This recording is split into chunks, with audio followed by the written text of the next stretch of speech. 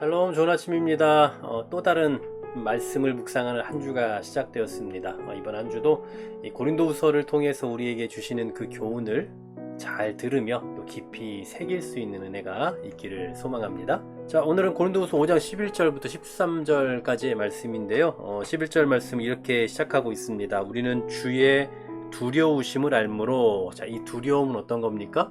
불신자들의 두려움이 아니에요. 불신자들이 하나님을 향해서 그 공포심을 갖는 걸 말하는 게 아니라 우리 신앙인들, 하나님을 섬기는 사람들의 하나님을 향한 그 경외심입니다. 그러니까 조금 더 구체적으로는 우리가 지난 시간에 생각해봤던 10절 말씀이죠. 10절 말씀에 그리스도의 심판대가 나오잖아요. 바로 그것에 대한, 그 심판대 앞에 서게 될 것에 대한 그 두려움을 말하고 있습니다. 자, 그러면서 하반절에서 이렇게 말씀하죠. 우리가 하나님 앞에 알려졌으니 또 너희의 양심에도 알려지기를 바라노라 라고 말씀합니다. 자, 바울은 하나님 앞에 알려졌다라고 얘기해요. 하나님 앞에 숨김없이 다 노출되었다, 이런 뜻이겠죠. 근데 이 알려졌다라는 말은 단순히 밝혀졌다 이런 의미를 넘어서 무엇으로 어떤 것 했다라는 인정을 받는다라는 의미도 있을 겁니다.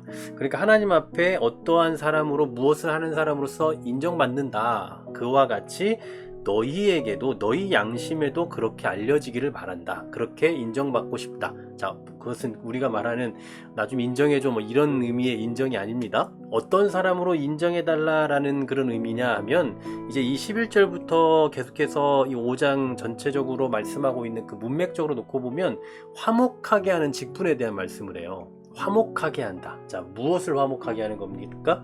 사람 사이의 화목이 아니라 하나님과 사람 사이에서의 그런 화목을 이루어가는 직분, 바로 그 일들을 행한다라는 것을 하나님도 아시고 너희도 이것을 좀 알면 좋겠다. 나는 그렇게 화목해 하는 직분을 가지고 있고 그렇게 사역한다라는 것을 이야기하고 있는 겁니다. 그러면서 12절에 보면 이 자천에 대한 말을 해요. 내가 다시 너희에게 자천하는 것이 아니요 오직 우리로 말미암아 자랑할 기회를 너희에게 주어 마음으로 하지 않고 외모로 자랑하는 자들에게 대답하게 하려 하는 것이다 라고 말씀하죠. 마음으로 하지 않고 외모로 자랑하는 자들. 자, 어떤 사람들입니까? 마음으로 하지 않고 외모로 자랑하는, 외식에 취해 있는 그런 사람들, 즉 사도 바울을 대적했던 그런 사람들이죠. 전에 앞서서 생각해봤던 것처럼 이런 사람들은 지금 사도 바울에게 뭘 요구합니까? 추천서 가져오라 이거잖아요. 그리고 그들은 시종일관 자신들의 어떤 그 출생, 뭐 자신들이 유대인이다, 또 자신들이 말을 잘한다, 뭐 황홀한 경험을 했다, 뭐 등등 이렇게 겉으로 보여지는 것들을 계속해서 자랑해 왔어요. 그러나 이미 앞서도 생각해봤던 것처럼 사도 바울은 이런 걸 자랑합니까, 안 합니까? 자랑하지 않죠. 사람의 칭찬을 의존하지도 않습니다. 대신에 그는 언제나 무엇에 더 관점을 가지고 있습니까? 이 문맥상으로 놓고 보면 그 고린도 교회와 또 그 교인들이 하나님과 화목하여 하나님 앞에서 바로 서는 것, 바로 사도 바울은 여기에 늘 관심을 가지고 있어요. 그러니까 자기가 어떤 추천서를 가지고 있고 어떤 특별한 기능과 능력을 가지고 있냐, 이것을 드러내고 외적으로 나타내는 것에 관심을 갖는 게 아니라 오직 교회와 성도들, 성령으로 말미암아 저들이 변화되어지는, 그 이미 11절에서 말씀하고 있는 것처럼 그렇게 화목하게 하는 그런 직분에 관심을 가지고 있었다는 거죠. 그래서 나는 어떤 사람이냐, 나는 이런 것으로 인정받고 싶다, 나는 이런 사람임을 너희에게 보여주고 싶다, 이 얘기죠.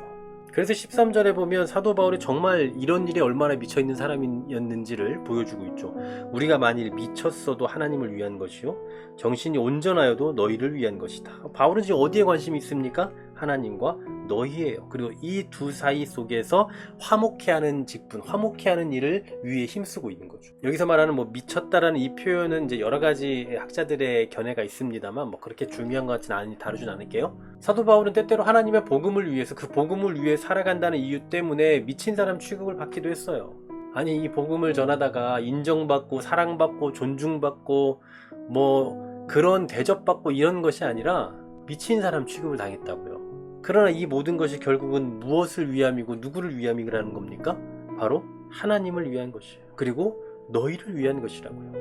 미쳤다고 하든 온전하다고 하든 나는 관심 없다, 나는 오직 주를 위해, 그리고 너희를 위해 살아간다.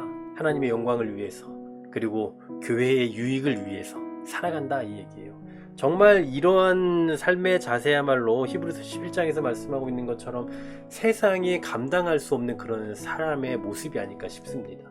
믿음의 삶을 살아가는 사람, 믿음으로 무장되어 살아가는 사람은 세상이 감히 감당할 수가 없을 거예요. 여러분, 저는 우리 모두가 이러한 삶을 살아가면 참 좋겠다는 생각이 듭니다. 이 시대에 사도 바울이 존재하고 있지는 않지만 이 사도 바울이 가지고 있었던 그런 삶의 환경과 신앙적 배경을 가지고 살아가는 우리도 세상에서 비록 복음 전하는 사람이 미쳤다라고 말하고 또 교회나 다니는 사람을 향해서 제정신이 아니다라고 말하는 그런 분위기가 있을지라도 우리는 주님으로부터 보냄받은 자들이고 또 주님께 가야 될 자들이고 또 이 땅에서 하나님과 사람 사이에서의 화목케 하는 그 직분을 감당해야 될 사명자로 보냄받았으니 이 일에 집중하며 이 일에 치중하며 이 일을 할 수 있음에 감사를 느끼며 살아가는 거예요. 세상이 우리를 어떻게 평가하든 또 어떻게 우리에 대해서 욕을 하든 우리가 그것에 대해서 오늘 사도 바울의 표현대로 우리가 다시 너희에게 자천하는 것이 아니다. 굳이 또 다시 그렇게 말할 것 아니고 그냥 주를 위해서 살아가고 주님께 미쳐 있고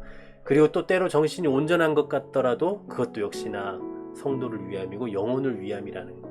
그러한 삶의 목표를 가지고 살아갈 수 있었으면 좋겠습니다.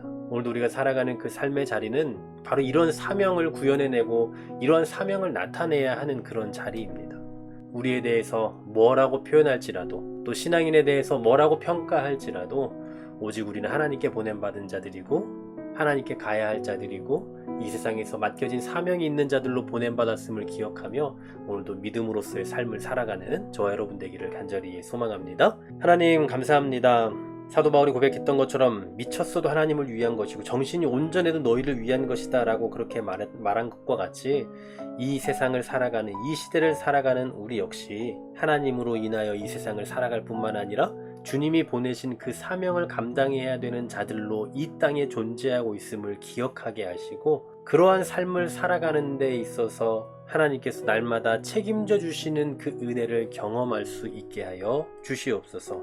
오늘도 그 마음으로 그 사명자의 마음으로 세상을 살아갑니다. 오늘도 우리에게 힘 주시고 능력 주시고 감당할 수 있는 지혜 주시기를 간절히 믿고 소망하며 예수 그리스도의 이름으로 기도하옵나이다. 아멘.